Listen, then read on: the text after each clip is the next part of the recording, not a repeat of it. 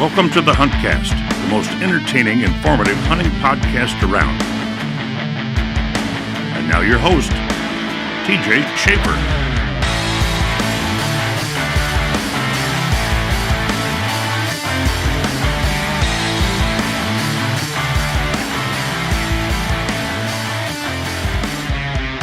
What's up, guys? It's TJ Schaefer. Thanks for tuning in to the Huntcast. First episode, bro. First 001. Oh my gosh! Hell congratulations! Yeah, everybody. Let me introduce you to my brother, Paul Schaefer. Oh yeah, the much better looking Schaefer out of the dynamic duo, the Schaefer brothers.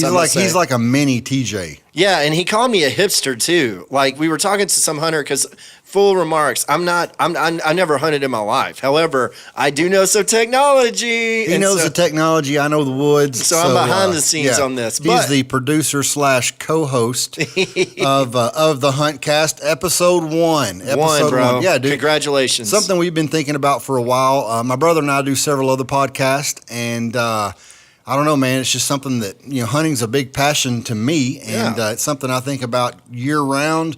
We're preparing for hunting season year round if we're not actually hunting. Yeah.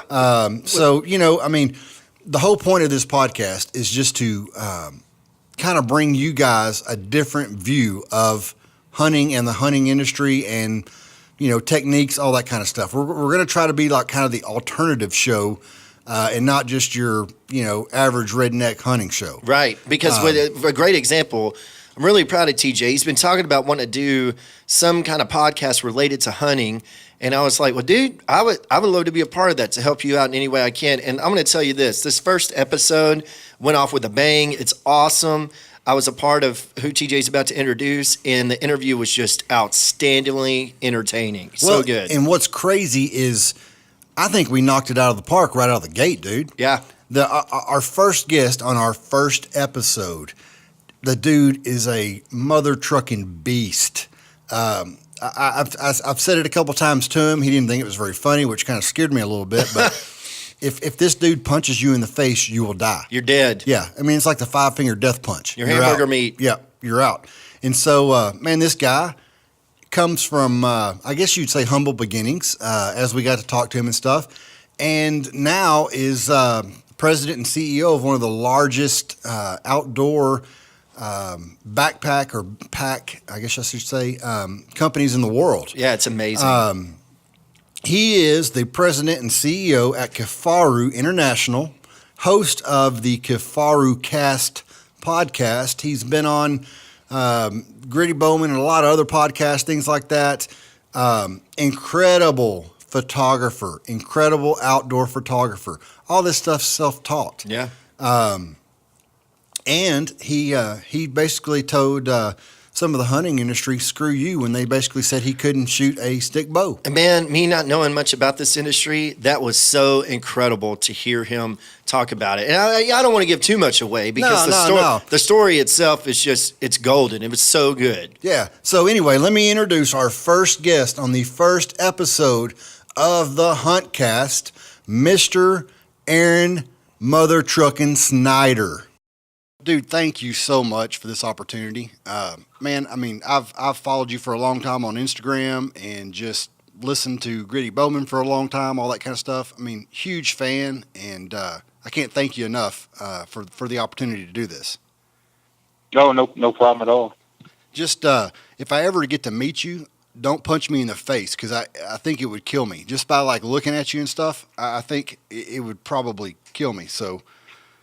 No, I'm not that bad. I'm nice most of the time. I got you. I mean, I don't want to take up too much of your time. About how long you got? You got 20, 30 minutes? Yeah, we're good. My Frank, my roommate, and Amy, my girlfriend, just went to the gym, so I got out of that.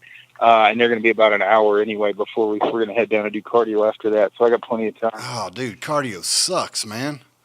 But I get, especially when you're fat like me. Oh yeah, okay. I'm 6'3", 320, dude. Don't even talk to me about being fat.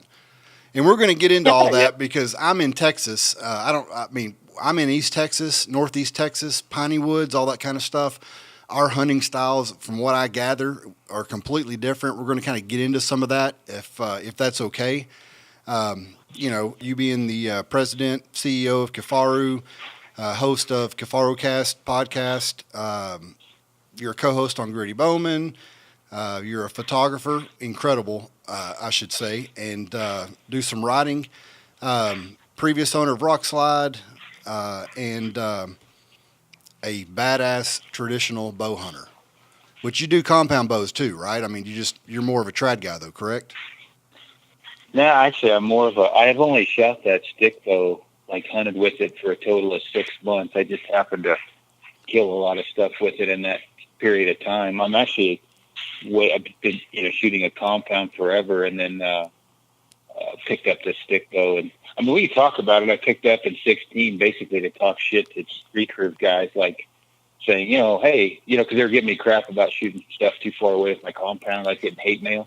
Like, hey, learn how to hunt, pick up a stick bow. And I'm like, all right. So I did. And I ended up loving it and, continuing to shoot it. But, I used to shoot ASAs and IBOs and all over the place with my compound. So, fairly versed with both. Gotcha. Well, dude, I mean, it's legit. Like I said, I love following you on Instagram. We're going to talk about some of your hunting and stuff. First what I want to do is, just give me a rundown on actually who you are, kind of how you got started in hunting and the outdoors and, starting Kifaru, all that good stuff. Just kind of lay it out for us. Give us the Aron side of the story. Gotcha. Well, I'm from Oregon originally, a really small community, couple hundred people. And,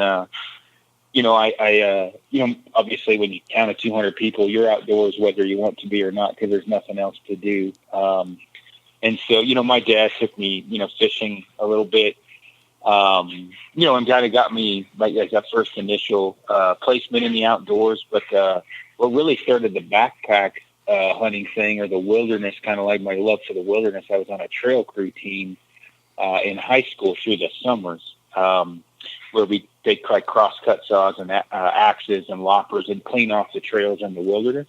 And that really got me going on the backpack thing. Just because, at that time it wasn't as popular, from dumb shits like me making it popular. Now the wilderness is full of people, but at that time, no one backpack hunted. Literally, you wouldn't hardly see anyone back there. This is all in Oregon still, right? This is in Oregon in like the late 80s, early 90s. Gotcha. So I played high school sports and really, I never had like I wasn't great at school. I barely graduated high school. I really only graduated because of sports. I ended up joining the Army, and I was a 12th Bravo in the Army, which is a combat engineer. And I was in the Army for a few years, and I got out of the Army here in Colorado.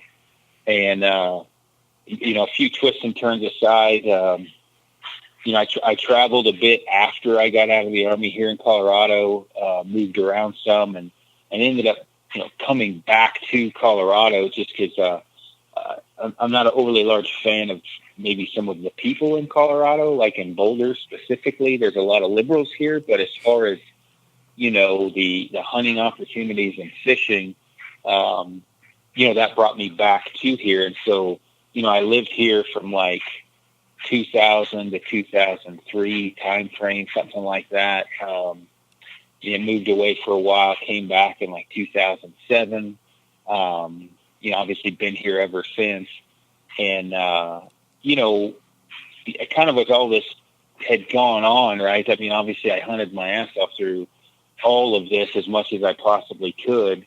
But, I didn't really, I worked construction when I got out of the Army. I did commercial glass and ironworking, aluminum doors, glass shower doors, things like that. Gotcha. Mostly because that was one job I knew I could take a lot of time off from.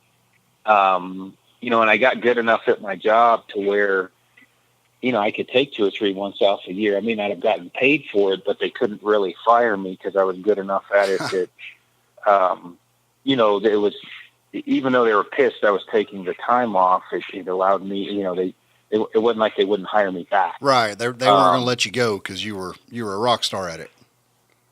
Yeah, I was good enough to at least keep my job when I came back. So I was able. I took quite a bit of time off. I was broke as a joke through all this time. In reality, I mean, literally, I have a daughter. I was divorced, child support. The normal, real life stuff. And so, going on these, I had to save a lot. Like, I don't know if you guys ever done this, but blue collar guy, claim.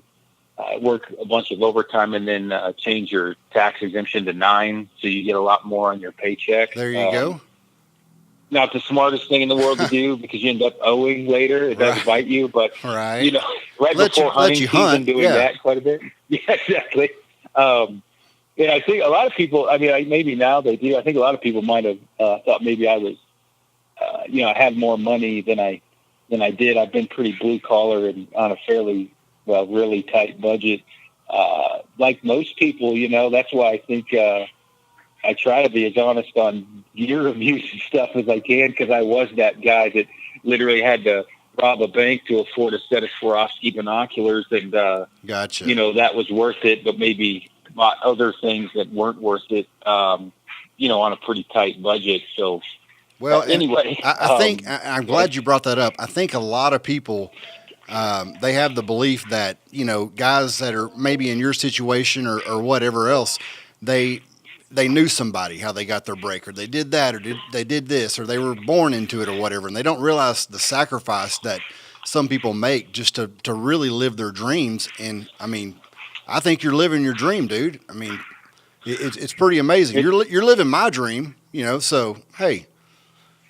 Yeah, it's going well. And I mean, I get a lot of, my goal wasn't to get into the outdoor industry. I really didn't care. I actually care less about the outdoor industry now as far as the maybe things people don't see. There's, what am I trying to say? I just wanted to be in the woods all the time. Right. I did not really, I didn't want to work for a bow company. I didn't have any specific idea other than I wanted to get a job where I could spend as many nights out in the field as I possibly could. That was really my only goal. It worked out that that's the job I ended up with, out of just coincidence and happenstance. I mean, but, through all that, I mean, I after I got divorced, which I can't even remember when I got divorced, but 2005 or something, maybe. Anyway, it was kind of one of those it was one of those, I hate to sound like Pulp Fiction, moments of clarity. I mean, I kind of sat there and was, pondering life and what I should do after the divorce. And I thought, I'm going to do whatever it takes to hunt all the time. Sweet. And literally, I structured my entire life around being in the outdoors, meaning people would be like, oh, you're really lucky. You get to spend that much time in the woods. And it's luck. There's some luck there, but it's also, I don't have a fifth wheel. I don't have a four-wheeler. I didn't have TV for years. Things like that. Like you call it a sacrifice. I don't consider it one because I spent my money on doing what I loved, but I did, I had the same couch that was older than hell forever. So, I mean, there's a lot of things where probably why I've been divorced 3 times. I wasn't willing to give up to be able to stay out in the woods. You know what I mean? Right. No, I got you. So you're in Colorado, I guess, and you're working for a commercial glass shop, and you're just taking off for hunting season, hunting the mountains of the backcountry of Colorado. I mean, that's kind of what. Yeah, I traveled a little bit hunting back in Oregon. You know what I mean? Hunting Wyoming and Nebraska, but hunting locally in some surrounding states. And backpacking a ton, fishing, just spending a ton of time in the woods. And I mean, the crazy thing, how all this really happened was, I was getting ready to, either quit or try to work part-time in construction, to try to make a go of this working in the outdoor industry. And I ripped my bicep off. Holy crap, dude. Rolled up in my armpit while I was, had a big piece of glass and sorry about the backbone, a big piece of glass and picked it up. Bicep popped off, had surgery and, stuck at home, not home, but, 3 months, right. I was in a sling for 3 months. Right. And, during that time, I was able to, I don't know what you want to call it, assess my goals, kind of assess what I thought I could get away with financially, how much money, you're not going to retire, writing in, for Eastman's and Bow Hunt America, right? It's just kind of some side money. But I went through all the rehab and everything else and finished up, with everything. And I'm ready to get released to go back to work in construction. And I had been helping Kifaru out at that time. And I just decided, like, I'm going to do it. I'm going to figure this out one way or another, and never went back to work in construction. And it ended up panning out for me. And, in all of that time, I had was doing reviews on gear, things like that. I had the local company here is Kifaru International, which is I'm the president of now. Right. I went in there a few times to try to get a backpack for review, and they were a bit of an odd company, somewhat, relatively unknown to most people. I had heard about them, and even though they were right up the road from me, I was trying to get a hold of somebody that worked there that hunted, and as it turned out, it was a super small company. And I finally got a hold of the owner, who's Patrick Smith. Tried out some of his gear. He lent it to me, and I went on a few backpacking trips with it. And I was like, wow, this is comfortable, right? Like, this is unbelievably comfortable. And just kind of started hanging out occasionally at the shop, giving them some ideas on marketing and some ideas on designs, and basically working for free as I was in construction. And then as they kind of grew, they put me on a kind of as a contractor, like a sales rep type of a thing, where I made a certain percentage of sales. And while all that was happening was when I had also quit working construction. And so I had some supplemental income from Kifaru. It wasn't very much initially. I was writing articles. I also did side jobs like putting in glass shower doors and, building decks, things like that. And, one thing led to another. My job at Kifaru got more in depth, to where you fast forward now, it's been 7 years. I run the company. That's kind of weird how all that worked out. Yeah, that's amazing, dude. You started as just kind of a dude testing some stuff out and hanging around the shop, and to 7 years later running the company. Absolutely amazing, dude. Yeah, it's been an adventure, and I mean, it's been. I mean, it hasn't been, like all sunshine and mai tais. I'm definitely not complaining, but when I say that, meaning, it's a family-owned and operated company. If anybody listening that has to deal with that, it can be a problem. Meaning, it's unique having to deal with that sometimes, and especially when you're not part of the family. Yeah. And then learning the industry, I was much happier when I was fat, happy, and dumb with one backpack and a pair of pants, compared to when I say that, meaning now, it's kind of a cutthroat industry. There's a lot of assholes in it. I'm pretty sure by some people I'm considered one of them. And man, nobody thinks it's amazing. Nobody thinks you're an asshole. Come on. Oh, you'd be surprised. But once you get, kind of in the industry and you start learning, kind of how it works, and maybe some of the people in the industry, what you thought they were, maybe they weren't. It was kind of a unique thing, because I was literally just a dumb redneck construction worker. I didn't even have a freaking cell phone, I think until 2004 or 5. That's I didn't badass. have a computer. I didn't have a computer till like 2007, maybe 8, or it might have been later than that. It's funny. My girlfriend, my fiance now, knew me when I first moved back to Colorado. We dated for a while. We broke up, and fast forward several years, we get back together, and had kept track of me, and she was like, if these people only knew, like I went to try to turn her computer on once, when I first met her and didn't even know how to turn it on. And, it was kind of, and now, I'm not saying I'm the greatest marketing guy in the world, but I'm very well known for marketing, photography, and you got things like that. You got thousands and thousands of followers on Instagram.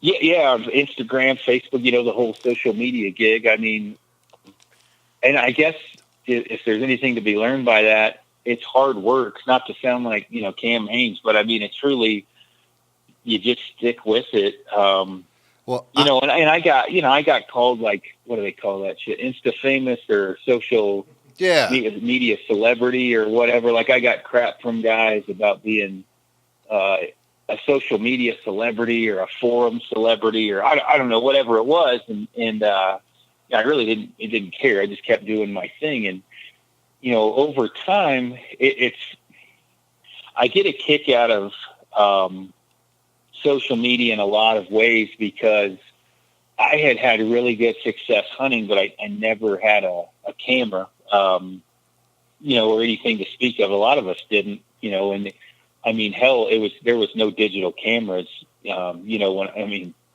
say there was none. I mean, I was shooting film in the 90s, right? Like, straight up film and getting it developed at Walgreens or whatever. Yeah. It's funny. My cousin and I, a couple of weeks ago, were talking about the old trail cameras that you would have to actually put the film in. And, you'd let them go for a week or two, then you have to take them to the drugstore or whatever. And 90% of the pictures were, your face, making sure it was positioned right or whatever. So, yeah. So, I mean, dude, tell me, I mean, what happened with the photography? How'd you get into the photography? How did you get into the filming and all that stuff, man? I mean, because you're talking, you're a construction worker, and then you start at Kifaru, and now you're, and I'm not trying to, go crazy on you, but you're a world famous photographer now, dude. I mean, how did all that happen? Just reading and YouTube and figuring it out. No shit. I literally, the way my brain works is unique because if you, in certain applications, I would seem like not a genius, but extremely smart. But if you knew, I mean, like writing articles, the first article I ever wrote, it was so bad it got sent back to me because I couldn't spell shit. Like, I couldn't spell anything. Commas and periods, like, those were out the window. So I had to go back to school for that.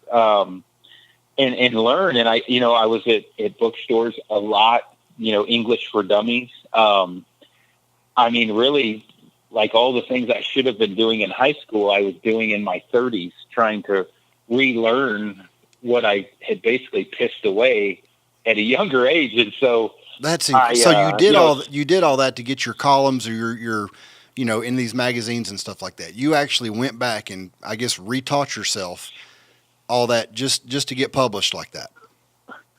Yeah, I mean, not just to get published, but basically just not to look like an idiot too. I mean, a little bit of both, right? I mean, I knew I liked writing articles and I had the knowledge in my brain, but transferring it to paper was a nightmare. And was this another, even to this day, was this another avenue that you saw that, hey, by writing these, I can get a little extra chicken scratch and, maybe. No, it wasn't like that. It was really more of like, okay, this is embarrassing. Like, I sent this and it was so bad, the editor couldn't figure out what I said. You know what I mean? Like, it was literally that bad. And so it wasn't really about extra money. It was more, I didn't want to look like a dummy. Gotcha. So they were asking you to do these columns and stuff? Right. Gotcha. Yeah, they had asked. It wasn't any, I've never just entered an article in hopes to have it printed. It's been people asking me for them. But, when if I asked you to come over and fix my plumbing, and you could explain it to me, but when you went to fix it, my toilet leaked, you would look like a bad plumber. And that's kind of what I looked like, was an idiot. Yeah. I mean, I literally was like, this is embarrassing. So gotcha. I learned that. And I had a point and shoot, $75 Nikon Coolpix or whatever it was. And I liked taking pictures. I didn't know what I was doing. And I kind of progressed. I got, I think I got a Sony NEX3, like a micro 4/3 camera. But as I was getting all these different cameras, I was saving up money doing side jobs. Like if you needed a new patio door, I would come over and do it, and I'd save that for a camera. I'm one of those guys. Once I get into something, I get tunnel vision. Yeah, all in. And my little red. Yeah, exactly. And in my little redneck pea brain, I figure it out one way or another. And with photography, everything is at the click of a button now, meaning I could Google it. I could read articles, like I would go to the bookstore and I would get these books on photography. And for me to read a book is, a miracle anyway. So I would go and I'd grab these and just sit at the library, read them, or the bookstore like Barnes and Nobles. I just sit there and read all these, and I would go out and apply it. And, I picked it up. And then once I kind of learned sort of photography, editing came right behind that. I learned it the same way. I just downloaded Lightroom and started Googling my butt off to learn how to use Lightroom. And one thing led to another, and they all kind of worked hand in hand, meaning, now every adventure we go on, I have all the camera gear. I take photos of it, and then I post the adventures after we're done, and then I can write about them. As well. And that works, really good for marketing for Kifaru and whatever other companies I work with. So, well, your picks are definitely, dude, they're legit. And, it's amazing some of the things. Matter of fact, and I don't want to, get into this too much. I mentioned it in the intro. You do some co-hosting on the Gritty Bowman podcast. And I think I listened to a particular episode, that was nothing but you talking about camera gear. And, I drive a lot, and so I throw on a podcast and dude, I just remember I felt like my brain was going to explode. You're talking about going all in on something, dude. You learn every aspect of it. You learned everything from, exposure to focus to, dude, it blew my mind how in-depth just taking a picture can be. But when you see the end result of some of the stuff you've done, it's awesome. Oh, no, I appreciate that. And I think that, one of the things I guess I've learned through all this, especially dealing with questions and, things like that from whether it's social media or email, I get questions from a lot of people is, you truly, you get out of anything what you put into it, for the most part, right? Like yeah. And so when someone, picks up archery or for the first time or picks up photography, I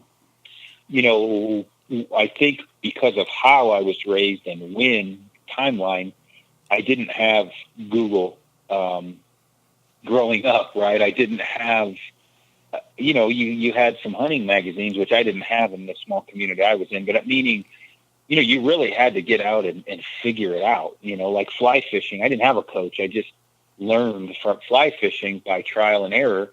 And as time progressed, there's so much that you can learn with no money, right? Like I'm not saying don't go take a photography course because it's probably much faster, but if you put your mind to it, you can figure out almost anything by hard work in Google. Yeah, truly. Like I got a 12-year-old kid who will blow your mind on some computer programming and stuff that she just on the YouTube, pops up there, types some crap in, and next thing you know, she's doing animated cartoons and crap. So yeah, it's amazing that the age that we're in, all the free information that's out there, absolutely freaking amazing. And I don't know. I say all that, but I still got just mad respect for you for being able to apply it, because it's one thing to sit and watch a bunch of YouTube videos and Google and all this kind of stuff, but it's another thing to actually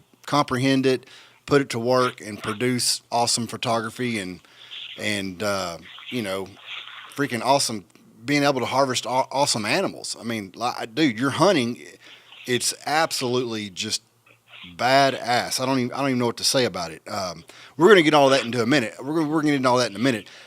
You going into the cameras and things like that, and we talked a little bit about you were shooting compound bows, and you're a big Hoyt fan, correct?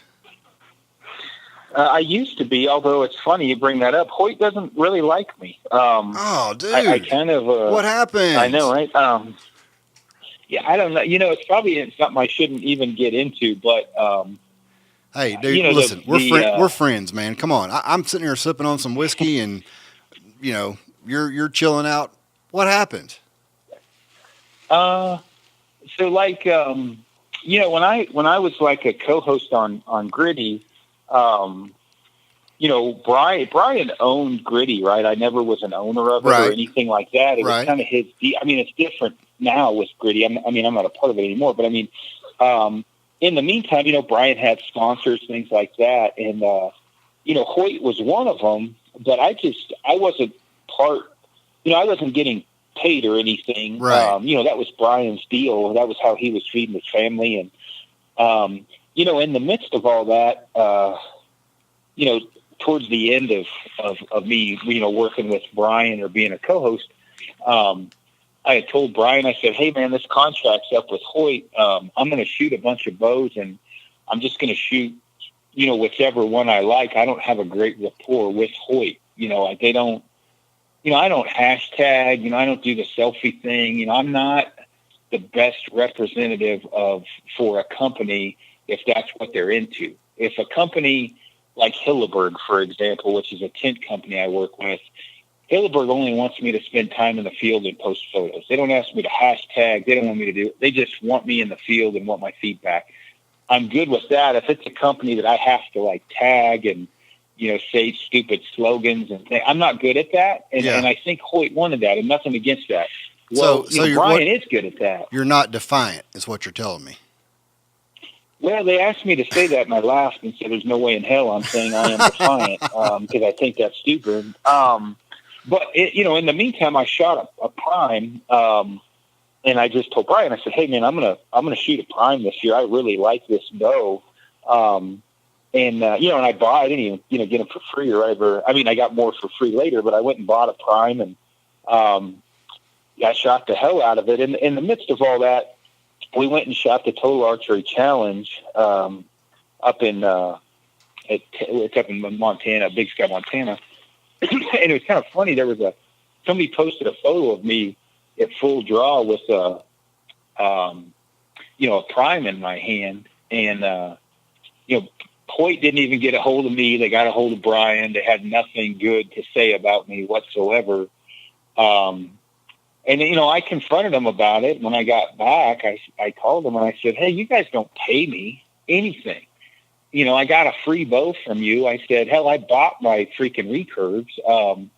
I said, let's be fair here. Like, I've made you a lot of money, and I don't make anything from you. Brian does.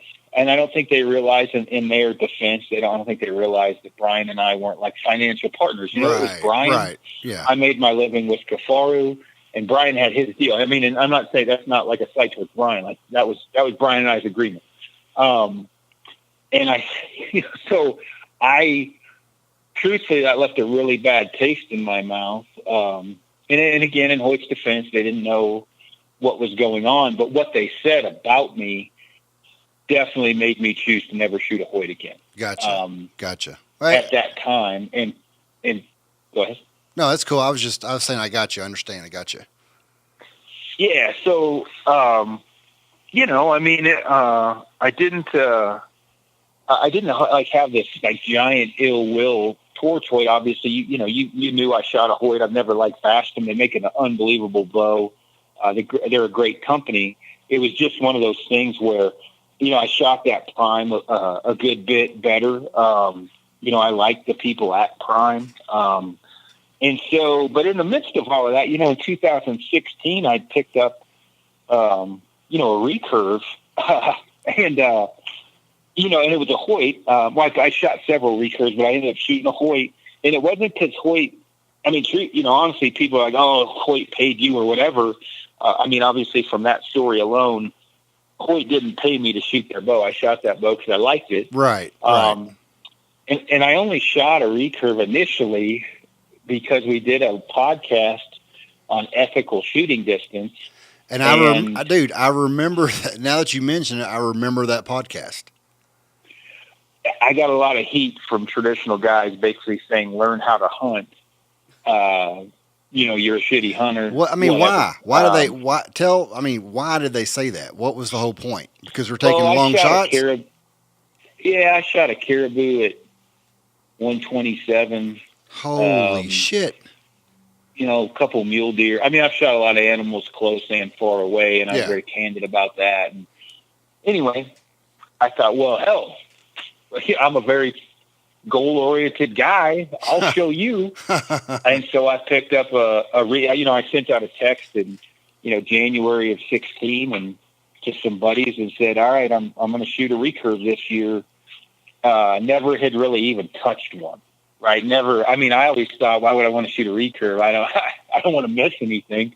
Well, I went down to the guys at Rocky Mountain Specialty Gear. It's a local shop here. They're very well known. They got me set up, and I started shooting, I guess, in February, and shot, whatever. I ended up shooting a turkey and a bear in the spring, and then I went into the fall and shot I shoot a couple mule deer, a couple elk. What all did I shoot? Yeah, I shot a couple elk, couple mule deer. I think I'm missing something. Anyhow, I had a good, successful year, and what was your longest shot? What was your longest shot with the trad bow? My mule deer in Alberta was at 40. Everything else was between I shot the one mule deer at like a 1.5 foot away or something, and the elk was at maybe 12 yards, and that's incredible. I think the bear was like maybe at 18 or something. The turkey was at like 10 or 11. But I finished up on a bad note with the stick bow. I wounded a whitetail in Kansas, and it, between all the hate mail I was getting from some trad guys, from some of the things I said. People hear what they want to. They don't actually hear what you have to say. Exactly. And I said something. Yeah, well, I said something to the effect of, hey, if you're successful with the compound and you move to a recurve, you better be prepared to miss and wound more your first year. Well, all they heard was you're going to miss and wound a lot with a recurve. And that's not what I said. What I said was very clear. If you actually open your ears and listen, for those of you listening to this podcast that threw all the hate mail at me, if you're very successful with the compound and you're shortening your range from 60 or 70 in to 20 in, right? There's not a draw stop. There's not a peep sight. There's a lot of different things that you have to be a lot more cognizant of with the recurve. And I just wanted people to know I put a lot of effort into it, and it was still real difficult for me. I was successful, but be prepared. Don't get let down if you miss and wound some animals your first year, because there's a big, it usually takes 2 or 3 years to get it figured out. Yeah. One of my best friends is a trad guy, and I'm strictly compound. I don't feel like I've killed near enough with a compound to accept the challenge of moving to a trad bow or whatever recurve. But he shoots strictly on feel, and he's like, dude, you're gonna miss with the stick bow. You're gonna miss.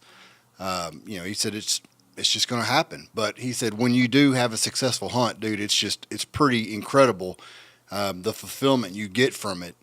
Moving to such a primitive weapon, and I say primitive. I mean they're engineered and all that kind of stuff, but they're still pretty primitive.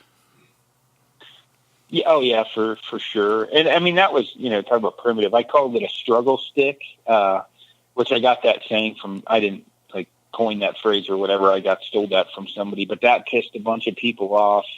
I mean, hell, we even made a shirt on Rock Slide where it's got 3 arrows in front of an elk and one flying over its back. It says struggle stick. A lot of longtime traditional guys got super pissed off over that, saying, which I still say it to this day, because I think it's a struggle.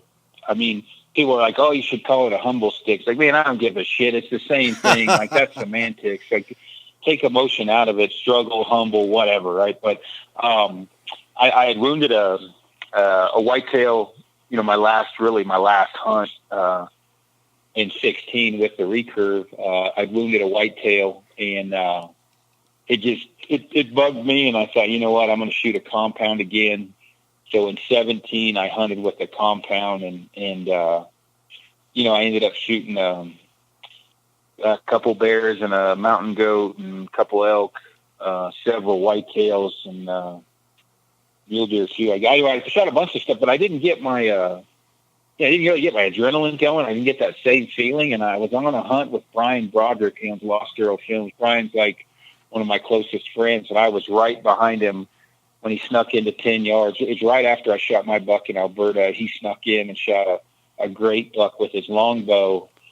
And I think people could tell that we're listening, like I was coming back to the trad bow, right? Like I was like, okay, that sparked the fire. And so, same kind of thing this year, somewhere, I don't know, January, February, I was like, I'm going to shoot, a stick again. And I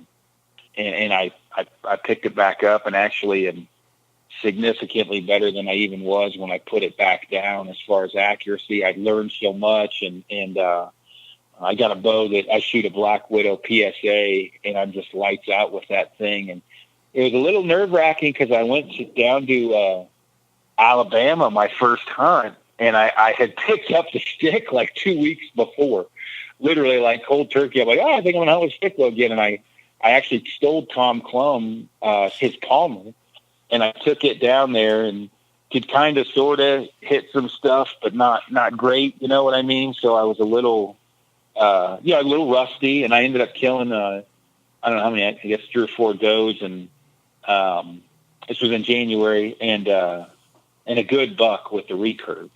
And so I then, the addiction got a little bit deeper, and I really got like totally back in, like engulfed in it again. And, had the quest of finding the bow I wanted to shoot, went through a ton of different bows, ended up, like I said, with that Black Widow PSA. And, I went turkey hunting, and, I got a turkey out of the gate, which was great. So, then I went and I just shot an amazing black bear up in BC with Jeff Lander. He's a good friend of mine. That just happened, didn't it? That was like, what, a month or so, couple months ago?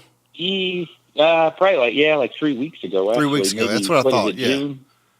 Yeah. Yeah. So actually a month, 3 weeks to a month ago.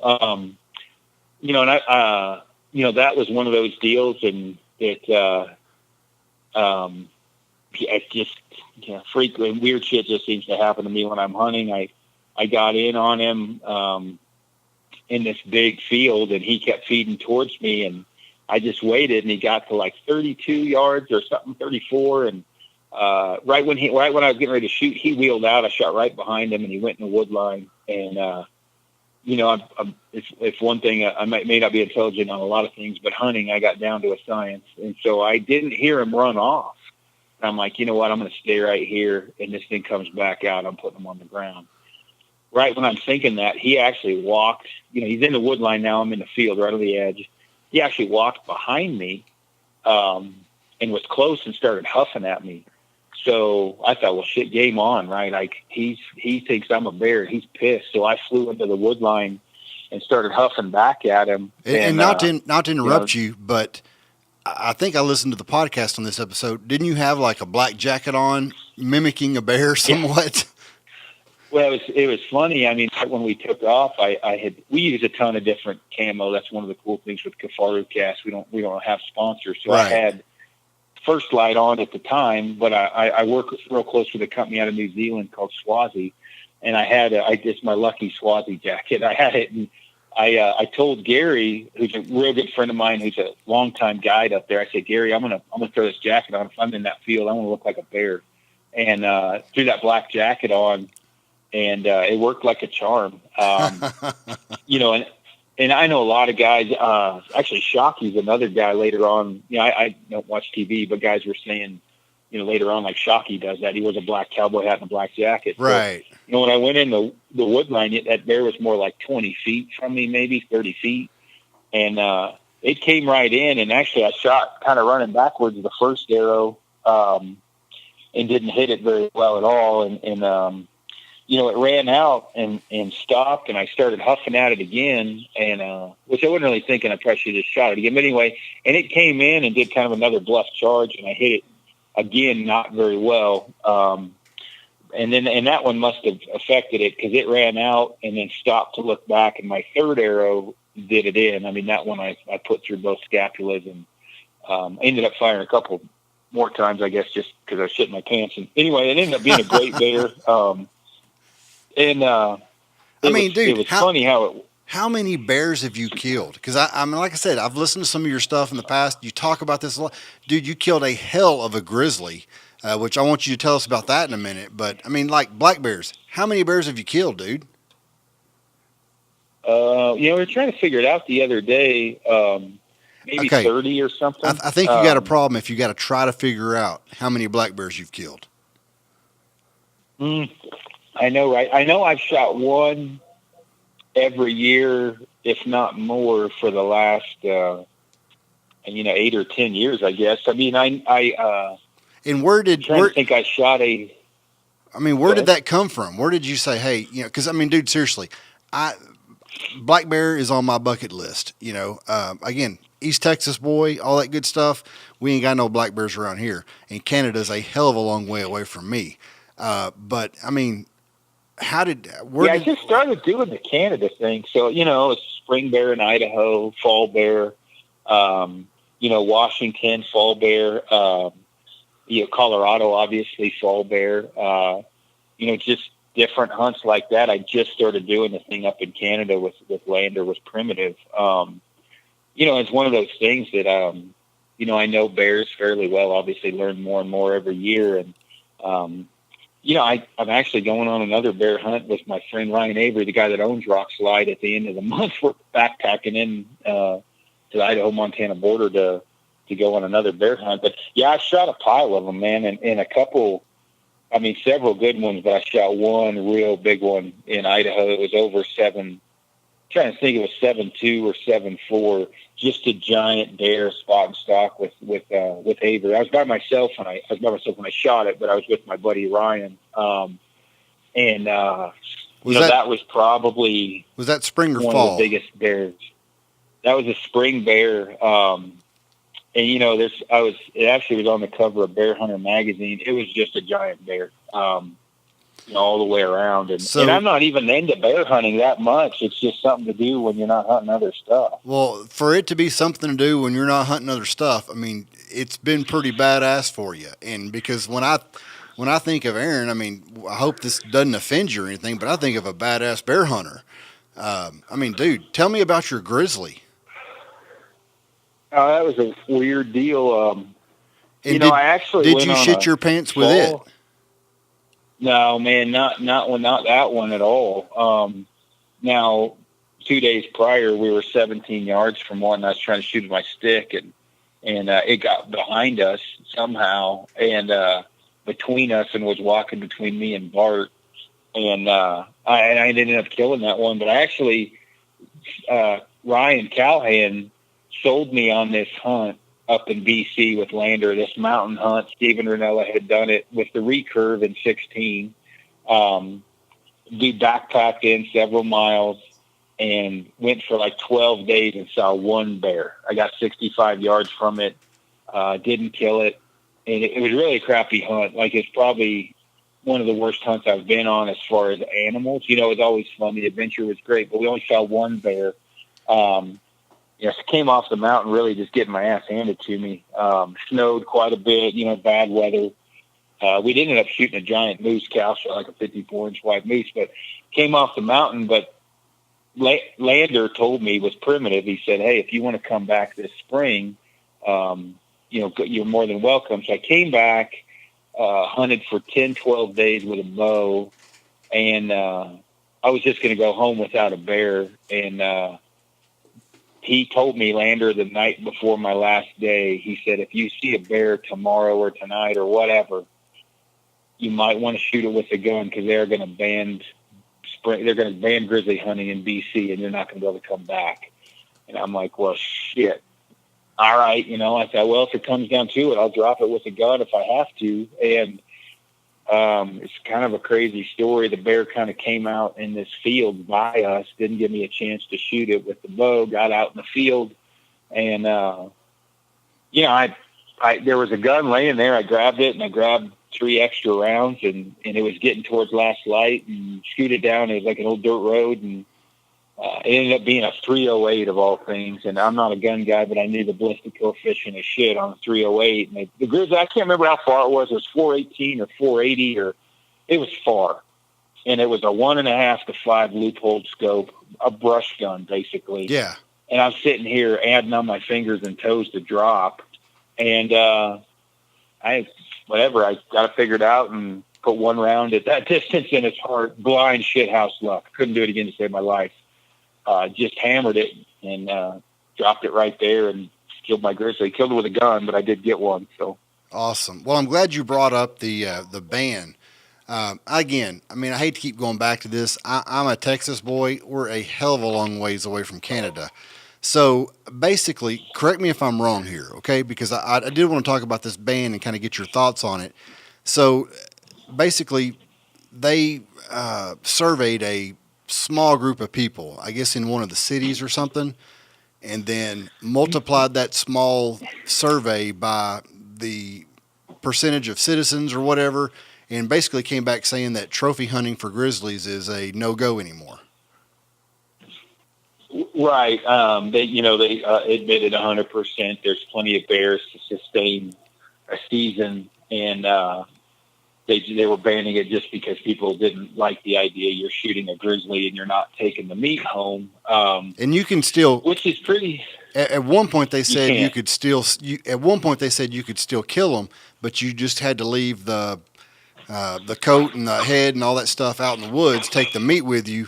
And then they just said, screw it, you can't kill any at all. Is that right?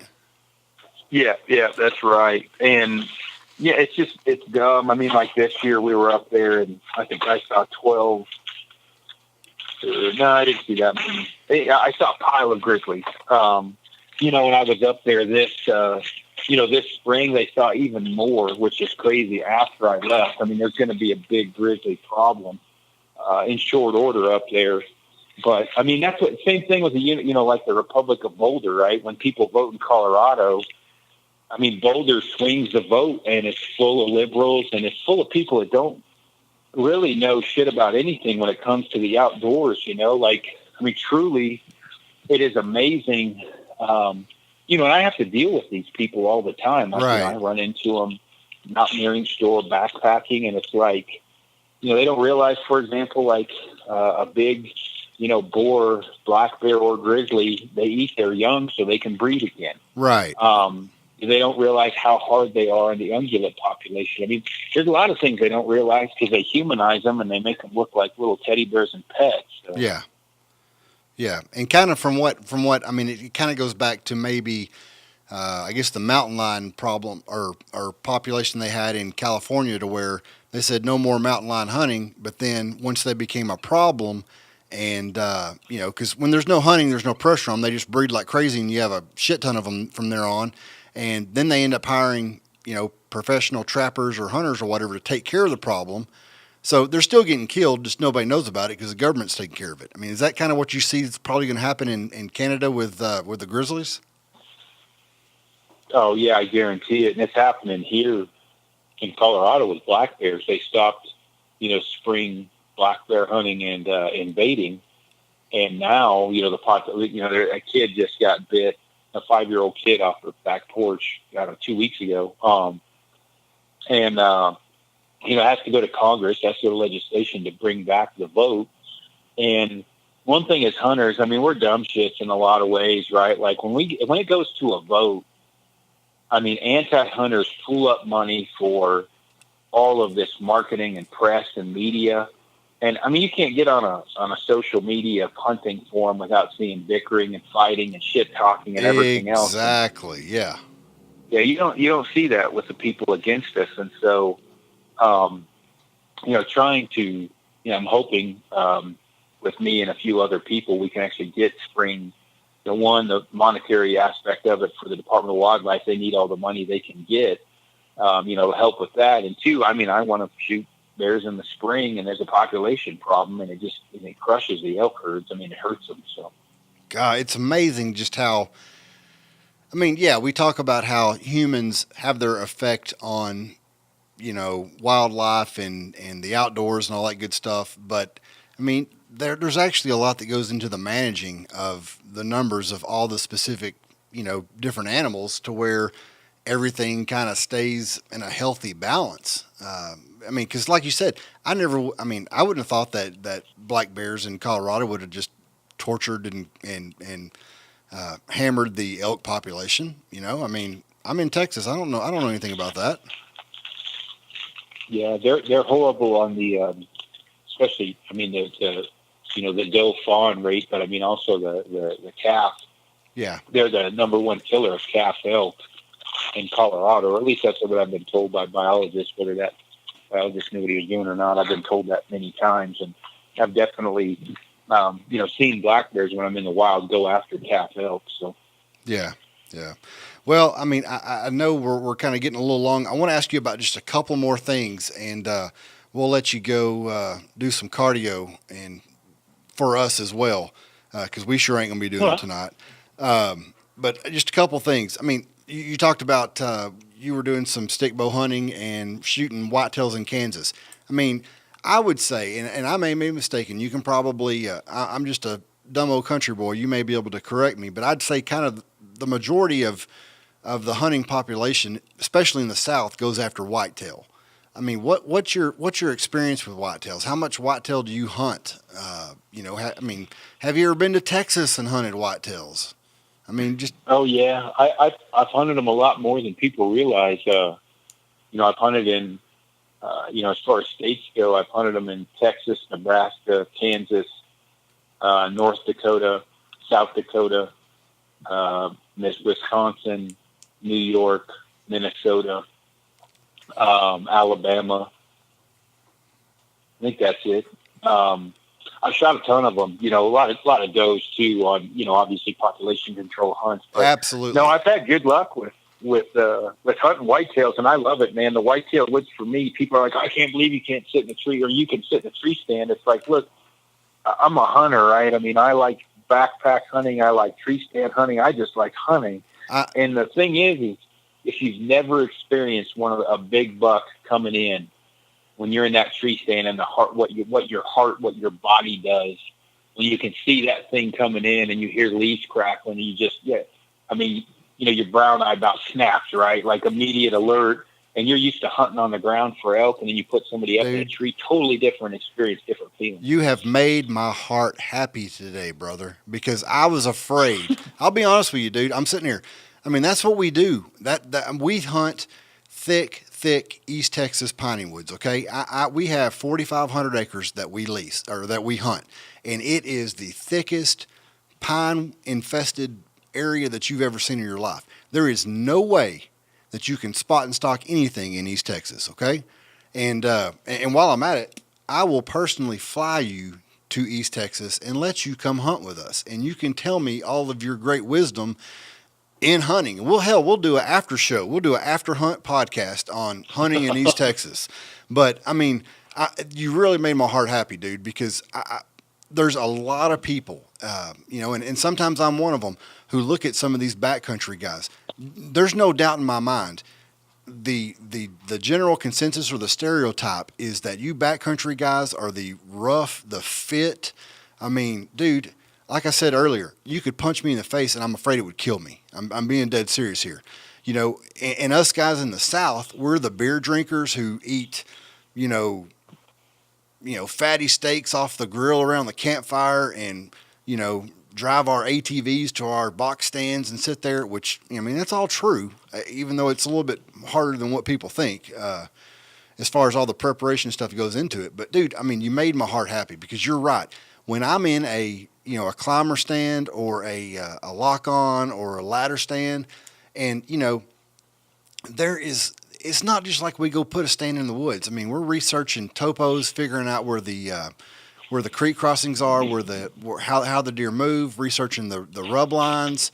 There's so much work that goes into it to where we hang a stand, and then just like you said, when you see that mature buck that maybe you've caught on a camera going down a trail, and you actually see him coming, you hear the crunch of the leaves on that cool morning, you see him walking down that trail, and then you got to pull off the shot within a shooting lane that's 2 foot wide, dude, that gets me all jacked up just sitting here talking about it in June. I'm ready to go hunt right now. But man, that is awesome you said that, because like I said, a lot of these guys who are the backcountry guys, we feel like maybe they think we're the bunch of pusses who sit in a box stand with a beer in our hand and wait for a deer to come eat a pile of corn or something. Right. No. And I mean, I've definitely, well, one of the reasons I've had such good luck with whitetail hunting is because I have people like you putting a tree stand in the right spot, and me not missing helps, because it's not like I'm a proclaimed I don't even talk about whitetail hunting. You know what I mean? Like I'm not a whitetail hunting expert, but I do know what goes into it. And it is a lot of prep, especially to be, successful. I mean, the only reason why I shot so many deer like in Alabama is because Roderick did all the homework, right? I mean, all I had to do was go sit down and shut up and not move a lot, which even that's tough for me, and execute the shot when they walked by. But, I mean, I like, I get made fun of for hunting turkeys by some of my Western guys, just like hunting. So, whether it be, tree stand, ground blind, whitetail, elk, whatever, turkey, mule deer, I like doing it all. So. Well, I'm dead serious. I would love to have you and whoever come down here and show us redneck, beer-drinking country boys how to actually whitetail hunt. I mean, the reason why I wanted to talk about whitetail hunting is because, you were talking about blue collar. I think that whitetail hunting is it's your average guy hunting, because any guy all over the United States can theoretically see or kill a whitetail. And not that they're easy to kill, because those freaking deer, they drive me nuts sometimes. And I know they drive most of America nuts, but, I mean, it's awesome that, I hate to say it, you in all your splendor, and I'm being dead serious here. I'm not trying to be an idiot or anything, but I mean, you dig whitetail hunting. I mean, that's pretty freaking awesome. And, I don't know, man. I mean, I think it's, I just think it's badass. I do have one more question. Go ahead. I think you're not views, but like if you would ask me, I don't know, 10, 12, 14 years ago, what was harder to kill, a mature mule deer or a mature whitetail, I would have said a mature whitetail or elk. But as I've hunted them, to kill a 5.5, 6.5-year-old whitetail is I mean, they have some kind of a sixth sense. I mean, it is amazing how smart those bucks are. And I'm not saying, well, high country mule deer get smart, but I mean, overall, I think it's more difficult, and I'll probably get hate mail for saying this because my views have changed, but I think it's harder to kill a mature 5.5, 6.5-year-old whitetail than it would be a mature mule deer from my experience. It's just difficult to kill old mule deer, old whitetails. It's difficult to kill old mule deer too, but the older, big, mature whitetails, man, there's just something about them that, I mean, they just know when they're about to die, and so they turn right or left right before they're about to die. There's something about them that just makes them a different level of intelligence. Dude, I think they know when hunting season begins. I mean, I have no doubt about that. There's one buck in particular that I called the Horned Devil. And dude, I don't name bucks typically because, that's a little on the weak side or whatever, but this dude was freaking legit. Dude, we patterned him pre-season, like moon phases, wind direction, temperature, all this kind of stuff. And he came the Thursday before our season opened on a Saturday, and we never saw him again.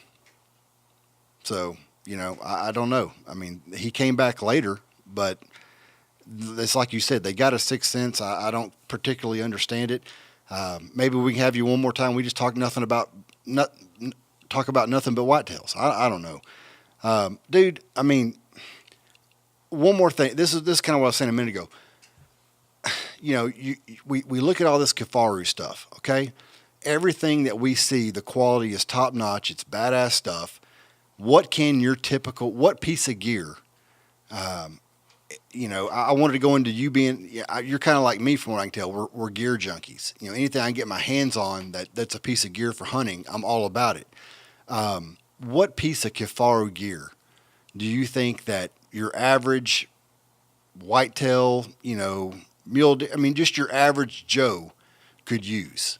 I'm not gonna need a big pack, for going 300 or 400 yards to my stand or anything like that. But what piece of gear do you like, dude? Everybody ought to own this piece. Oh, leaving packs totally out of it.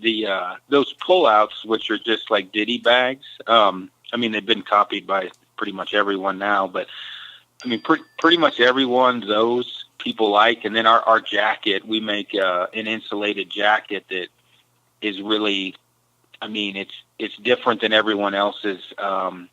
Just the I guess the reinforcements on the stomach and the elbows. You don't see in a lot of those different types of jackets how wind resistant it is.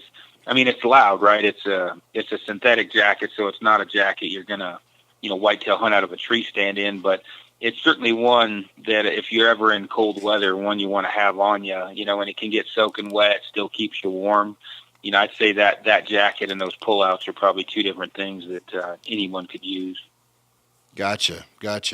Well, when we first kind of talked about doing this podcast, I had one main question that I just thought, dude, what could, of all the things that you've done, you've done things that, some of us listening could probably really dream of. And you've told us the story. You've worked your ass off to get to where you're at.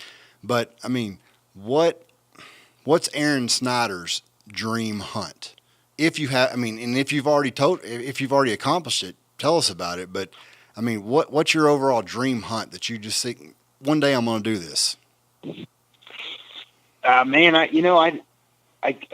It's weird because, people ask me that all the time, and truly, like this year, for example, I'm going on like a 10-day backpack. I think we're scheduling 12 days actually with Frank, or at least that's the plan. I'm trying to get a landowner tag so I can get in there because I don't think I drew the tag, but it's a 10, 12 day, balls to the walls, 10 to 15 miles in, backpack hunt for mule deer, and I've got the stick bow.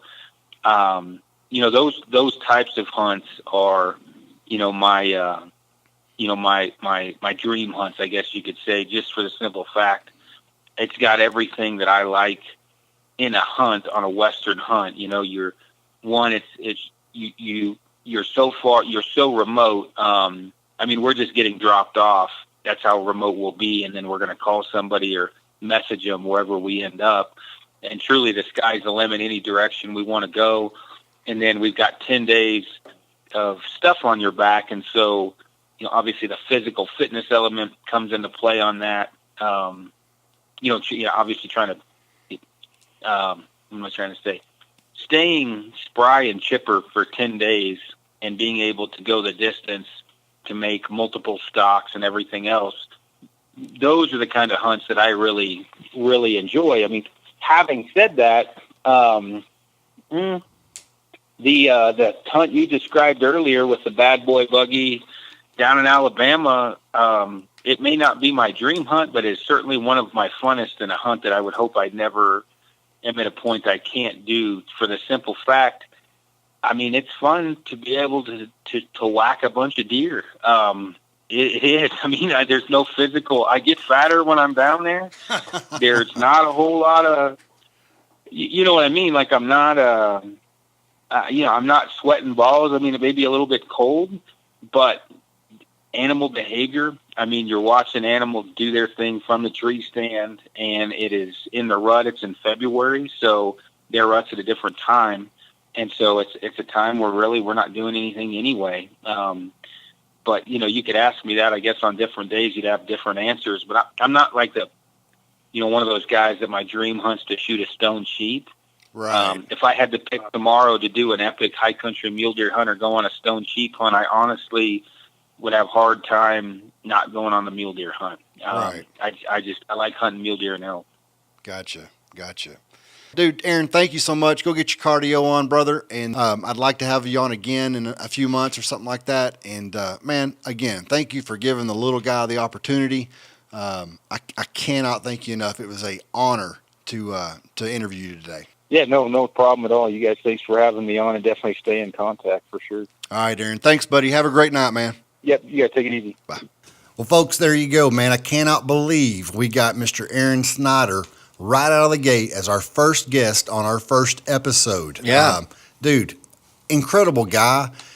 Just what he's accomplished, what he's been able to do. He says it ain't sacrifice, but anybody who, basically goes broke in order just to be outside for a while. Dude, I mean, mad props, mad respect to this guy. Inspiring. Yeah, absolutely.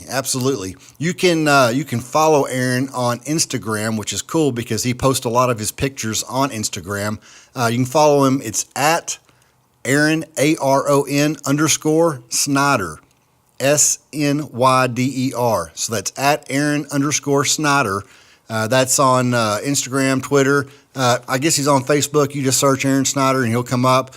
Also check out Kifaru.net, www.kifaru.net. That's Kifaru's website. And, dude, the packs they have, they even got some jackets that are freaking sweet. Bad to the bone jackets. Yeah. And his photography, it's on GrittyBowman.com/Aron Snyder Photography. The dude is a absolute beast. We thank him for his service. And man, I just can't say what an incredible guy to start off this podcast. We set the bar high. Yeah, man, the bar was set up high. Aaron was so generous, so great. I'm looking forward to your next guest too, as well. I mean, there's some exciting things ahead for the Huntcast. Man. Absolutely, dude. It's going to be pretty legit. Pretty legit. So anyway, guys, thanks so much for listening. Be sure to check us out on Facebook. Search the Huntcast, no spaces, whatever. On Instagram and on Twitter, we're at the Huntcast. Man, I mean, that's pretty much it, dude. Join the community, folks. Join it. That's right. Thanks.